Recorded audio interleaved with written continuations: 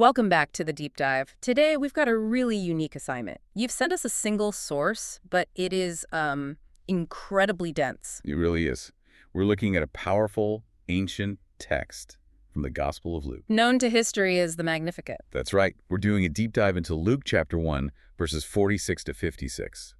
And our sources, they kind of anchor this in a season waiting. You often see it reflected on, say, around December 22nd. So a time of anticipation. Exactly. And the context is, it's Mary's response, her, hymn of praise when she's visiting Elizabeth. But it's so much more than just a personal hymn. It almost feels like a foundational document. Precisely. I think a structural manifesto is a good way to put it. A manifesto. Yeah, because in just a few lines, it lays out these foundational principles for, well, a new world order. And it's one that explicitly rejects the old one, the one that's defined by, worldly power. Okay, so let's really unpack this. Our mission here is to dissect the radical structure of this text. We need to track its incredible energy. It moves so fast. Yeah, it does. It goes from this profound personal declaration to these huge sweeping statements of social reversal. And then it anchors all of that, all those revolutionary claims in historical covenant. So we're looking for those nuggets of insight.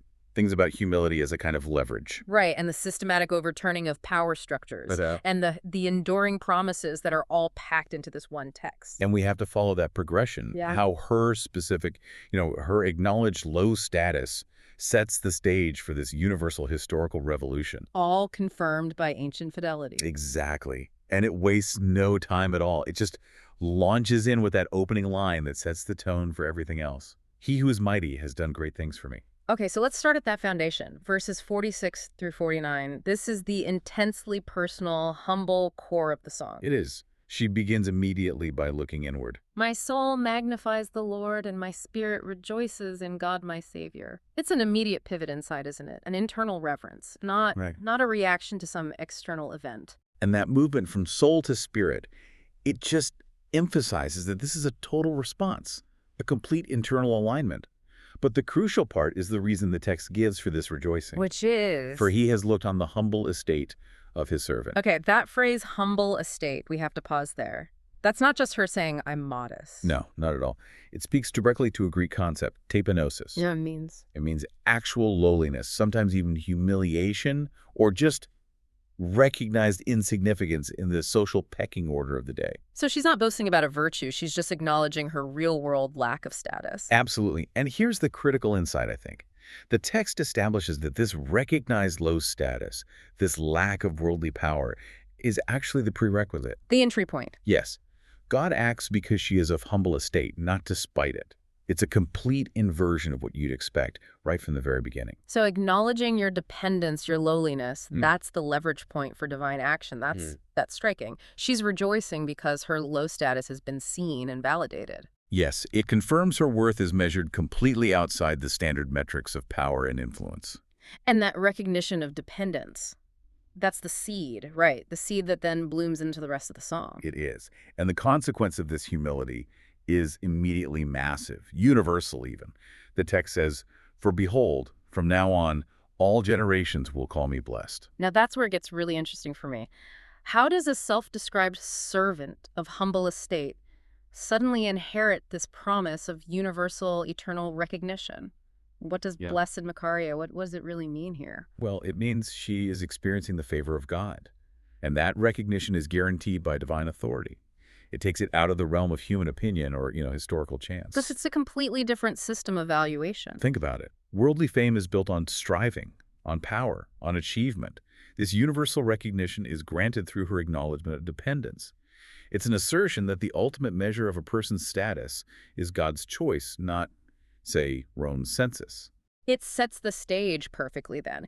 It confirms that this new power operates through the humble, and that transition from a personal blessing to a universal principle is what just launches us right into the next section. Exactly. The pivot into this next section, verses 50 to 53, is where that structural manifesto truly explodes. Right. The focus just snaps away from her specific experience. But it shifts to a declaration about God's consistent action throughout all of history, a systematic, repeated reversal of status and power.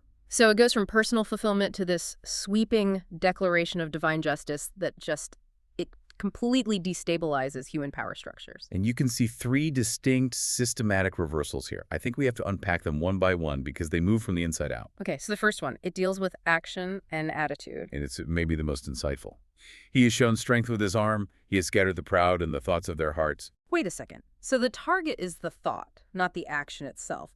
Does that mean this text is deprioritizing, say, an external political revolution? Is this just about internal reform? That's a great question. I wouldn't say only internal, but the text is very clear that the judgment begins internally. The disposition comes first. The divine action targets the internal disposition first. It doesn't just scatter the powerful armies. It undermines them by scattering the proud in the thoughts of their hearts. So the arrogance, the self-sufficiency, that's the real target. Yes, that's targeted before any external force is even applied.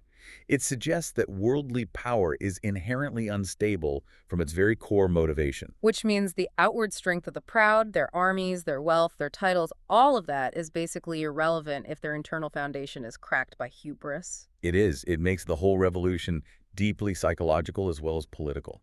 Any external power structure built on internal arrogance is just structurally unsound. And that internal failure leads directly to the next reversal. The political overthrow. He has brought down the mighty from their thrones and exalted those of humble estate. I mean, this is a direct challenge to the political status quo.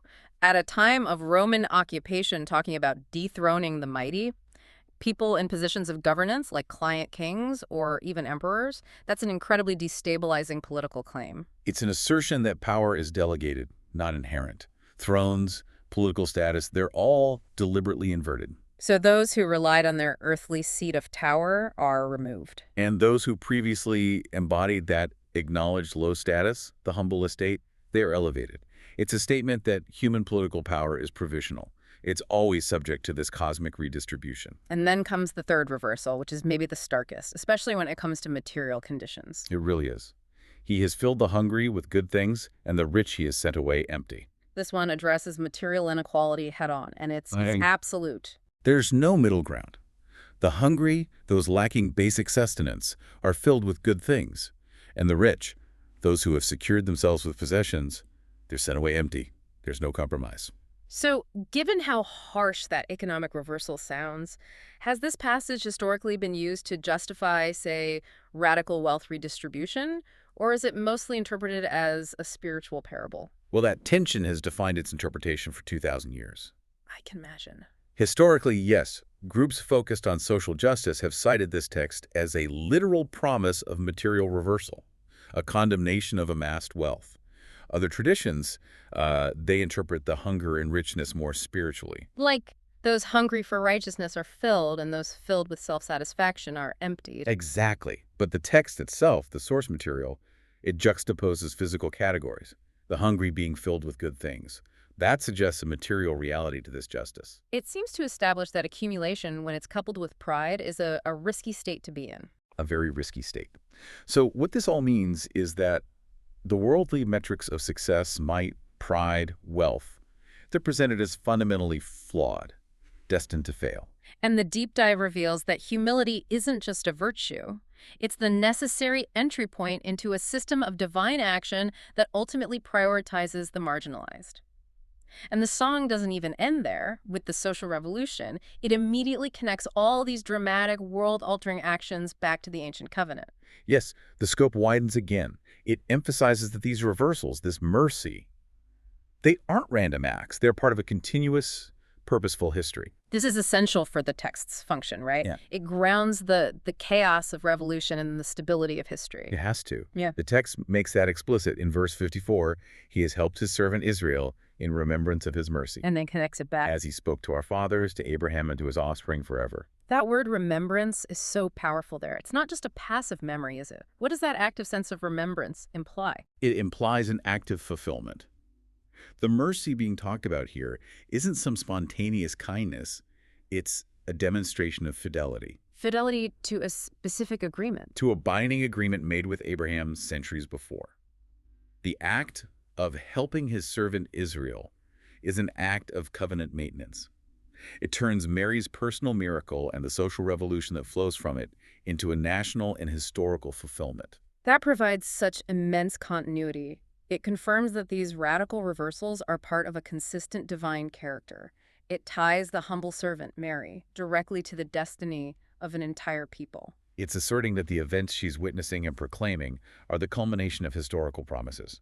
The present isn't a break with the past. It's the decisive moment. It's the moment when those ancient promises are made manifest in a new way. And then, finally, the source material just grounds us with that simple conclusion. And Mary remained with Elizabeth about 3 months and returned to her home. Yes. She takes this massive revolutionary concept, this manifesto of reversal, and just returns to her daily life, having witnessed and proclaimed the fulfillment of history. So this deep dive into just one passage, Luke 1.4656, it's revealed a structural masterpiece. It's a song of profound personal humility, That acts as the trigger. the trigger for a sweeping proclamation of systematic social, political, and economic revolution. And it's all grounded in divine fidelity. The text demonstrates that the greatest power operates by overturning the world's priorities. It makes the humble and the marginalized the true agents of history. And if we connect this to the bigger picture, the enduring genius of this text has to be that structural transition. I think so. It assures those of humble estate that their status is temporary, and that the power structures they experience, whether they're political or internal, are inherently unstable when they're faced with divine justice. That radical reversal, built on a foundation of humility, is why this text remains so challenging and such an enduring source of, well, inspiration and revolution. Which, this all raises an important question for you to consider, building on our analysis of the proud being scattered in the thoughts of their hearts. Okay. If the first target of this divine reversal is the internal disposition, what does that suggest about the danger of, say, moral or intellectual superiority? If you're confident that you are right, or that you are better informed, what non-material or purely internal forms of pride might this ancient text suggest are the very first targets of destabilization? Something to mull over as you continue exploring your sources and assessing the foundations of power. Thank you for sharing such a rich and profound text for this deep dive. We hope this has given you a shortcut to being well-informed about the complex layers contained within this powerful ancient manifesto. Until next time.